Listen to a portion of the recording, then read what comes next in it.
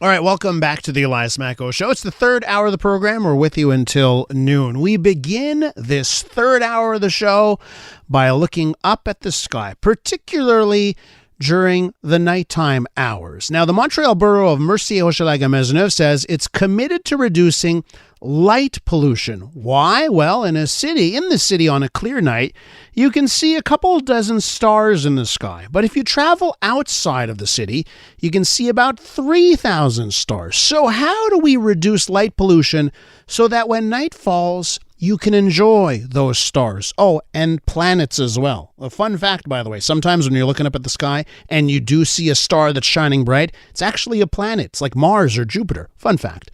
Pierre Lessard-Blais joins us, the mayor of Mercier-Hochelaga-Maisonneuve. He wants to change that. He's teamed up with Montreal International Dark Sky Reserve to create a guide on reducing light pollution. And he's on the line. Monsieur Lessard-Blais, Mayor Lessard-Blais, welcome to the show. Thank you for having me. So, why are you taking up this issue? Why is this important to you? Yeah, we lately talked a lot about stars with the eclipse and everything, and it's pretty sad because in big cities we have more and more light pollutions, and scientists are telling us that in the big cities we probably won't see stars within 30 or 40 years. So it's a big loss for us, but. Light pollution is also having a direct impact on our way of life. Light pollution can affect your sleep. It can also affect your feeling of how secure you feel when you walk in a city. And it's also a matter of energy efficiency. So we wanted to go a step further to fight light pollution with this guide. So, yeah, I guess it's a delicate balancing act when you have so many things at play here. So let's talk about this guide that you're going to be giving businesses in the borough. What's the guide say? We already have different bylaws, but it's hard to go. It's hard to do it specifically on how each businesses or institution can do it better.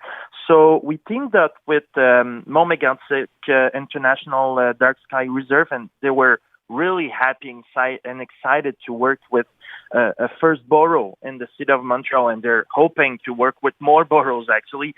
And it's mainly a 4-step guide saying that this is how you can reduce light pollution. We understand that businesses and institutions need lighting, and we're in a city, so we'll never get totally get rid of lighting, and it's all good. But how can we make it better? So we have a 4-step guide saying, in a very large way, it's where you direct the light, how to use the good amount of light, how to use the good colors of lights, and on what hours you use those lights. So when a business or institution apply those 4 steps on their project, they can save money by using less light. They can have an area that feels more secure, let's say with a parking lot as well, and the neighbors can have a better way of life. So it's really a win-win-win way to put it. So right now we're trying to mobilize different businesses and institutions to get into this project. So can we on the safety part of things, right? I'm hearing from some listeners, right, and their concern would be, well, wait a minute, I want lights on at night, right? That's how I can feel safe, right? So Can you tell me about can we do both? Can we have enough light so people feel safe, but also allow us to enjoy that night sky? Yeah, definitely. It's not about. Let's think about when you think about big lampposts in a big parking lot. It really creates a lot of nuisance. But you can do the same job with more but smaller lampposts.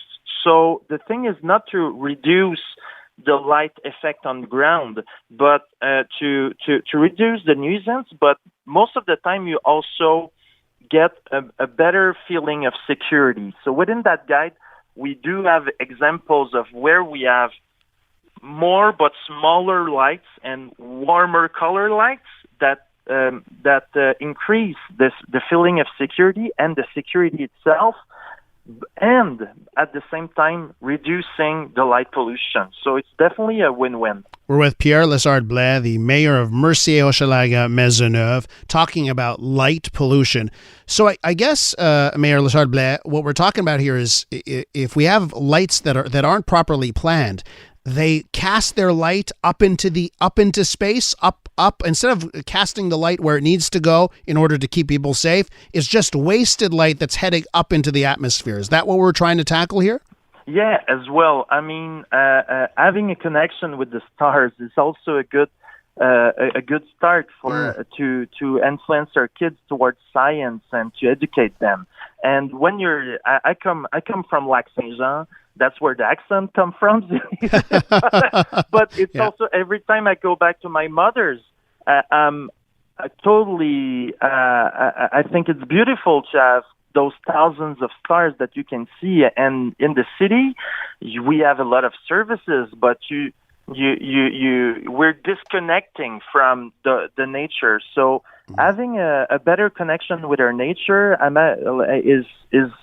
it roots us better in our way of life. But I also have 3 young kids, and lately talking about the eclipse is really triggered a lot of scientific interest. So I think it's really important to feel nature, even if we live in a city. But I would imagine this is one thing that you simply can't do alone in just your borough, right? Is this something that you're going to see how it goes in your borough, but you feel that the rest of the island needs to do if we want to have effective progress on light pollution? We definitely have. I mean, we're a big borough. I mean, we're 145,000 people, but we definitely won't tackle the problem alone. We're the first borough to try this. So if people at home think it's a good idea, you can contact your borough. I have to be honest. It's more complicated in some boroughs where you have, like downtown, where you have big, tall buildings. But do we really need all those big lights in a building? Maybe not. So I think we can trigger a discussion and a reflection of all those lights.